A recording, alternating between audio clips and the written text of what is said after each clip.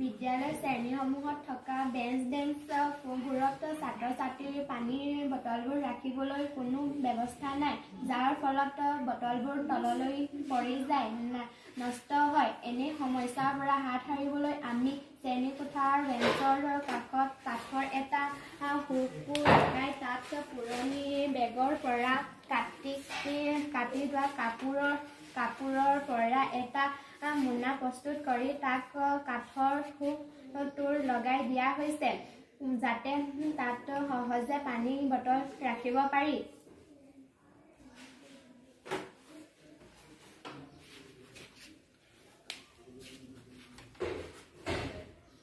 সুবিধা: এনে ধৰণৰ মোনাত শ্ৰেণীকোঠাৰ পানী বটল নিৰাপদে ৰাখিব পাৰি।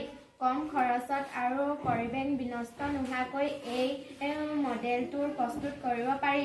ইয়াৰ দ্বাৰা ছাত্ৰ-ছাত্ৰীক দৈনন্দিন পানী বটল শ্ৰেণীকোঠালৈ আনিবৰ বাবে উৎসাহিত কৰিব পাৰি।